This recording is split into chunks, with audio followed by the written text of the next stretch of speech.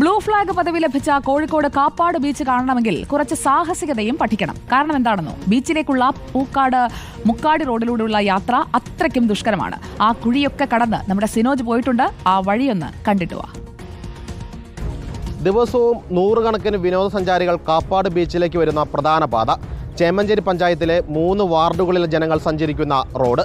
ഇതിനെ റോഡെന്ന് വിളിക്കാൻ കഴിയില്ല, പുഴയെന്ന് വിളിക്കണം. കാരണം അത്രയധികം വെള്ളക്കെട്ടാണ് ഈ റോഡിലുള്ളത്. ഒടുവിൽ ഗതികെട്ട് നാട്ടുകാർ പ്രതിഷേധവുമായി രംഗത്തിറങ്ങി.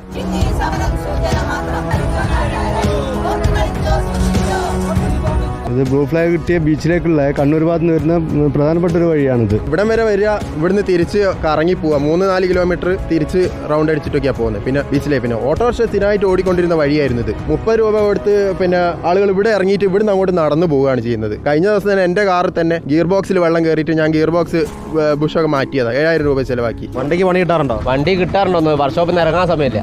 അത്രയും പണിയാണ്. ഓരോ ദിവസവും ഓരോ പണിയാണ് കിട്ടുന്നത്. ടയറിന് പണി കിട്ടുന്നുണ്ട്, ഫോർക്കിന് പണി കിട്ടുന്നുണ്ട്. അങ്ങനെ വണ്ടിൻ്റെ എന്തൊക്കെ പാർട്സ് ഉണ്ട് അതിനൊക്കെ പണി. എഞ്ചിന് വെള്ളം കയറുന്നുണ്ട്. അങ്ങനെ ഒരുപാട് പ്രശ്നങ്ങളുണ്ട്. പല ആളുകൾ വീഴുന്ന എൻ്റെ മുന്നിൽ തന്നെ കണ്ടിട്ടുണ്ട്. കുട്ടികൾ, ബൈക്കുകാർ പലരും വീഴുന്നുണ്ട്. പ്രായമുള്ള എത്രയോ ബൈക്കുകാർ ഇവിടെ വീണിട്ടുണ്ട്. സത്യം പറഞ്ഞാണെങ്കിൽ ഒരു 10 വർഷമായിട്ട് ഒരു മെയിൻ്റെനൻസ് ഈ റോഡിന് വേണ്ടി ചെയ്തിട്ടില്ല. ഇതിൻ്റെ മെയിൻ പ്രോബ്ലം എന്ന് വെച്ചാൽ ഇതൊരു അശാസ്ത്രീയമായിട്ടുള്ള നിർമ്മാണത്തിന്റെ കാര്യം കൊണ്ടാണ് ഇത് വന്നത്. എന്ന് വെച്ചാൽ ഡ്രൈനേജിൽ നിന്ന് വെള്ളം പോകുന്നില്ല. പഞ്ചായത്തുമായിട്ട് ബന്ധപ്പെട്ടപ്പോൾ പഞ്ചായത്ത് പറഞ്ഞത് കുറച്ച് പൈസ പാസ്സാക്കി, 30 ലക്ഷം രൂപ പാസ്സാക്കി. അപ്പോൾ ഈ വെള്ളക്കെട്ട് ഒഴിവാക്കാൻ വേണ്ടി പറഞ്ഞപ്പോൾ 25,000 രൂപ തന്നത്. ഞങ്ങൾ നാട്ടുകാരുടെ നിന്ന് പിരിപ്പിച്ച 60,000 രൂപയും കൂട്ടിയതിനു ശേഷമാണ് ആ സൈഡിൽ നടപ്പാതെ മാത്രം ഉണ്ടാക്കിയത്, ക്വാറി വെച്ചിട്ട്. പക്ഷേ ഈ റോഡ് കംപ്ലീറ്റ് ഡ്രൈനേജ് വെച്ച് ടാർ ചെയ്യണമെന്നുണ്ടെങ്കിൽ ഏകദേശം ഒരു 1.5 കോടി രൂപയുടെ മേലെ വേണ്ടി വരും. ഏതെങ്കിലും ഒരു കുട്ടി മറിഞ്ഞു വീണിട്ടുണ്ടെങ്കിൽ മുങ്ങി മരിച്ചു പോകും. അത്രയും വെള്ളം അവിടെ കെട്ടി നിൽക്കുന്നുണ്ട്. നടപ്പാതെ വിരിച്ചതിനെ കൊണ്ട് മാത്രമാണ് അവർക്ക് വീട്ടിലേക്ക് സ്വസ്ഥമായിട്ട് കയറാൻ പറ്റുന്നത്. അത് മാത്രമല്ല 2-3 വീടുകൾ ഇപ്പോഴും വെള്ളത്തിൽ തന്നെയാണ്.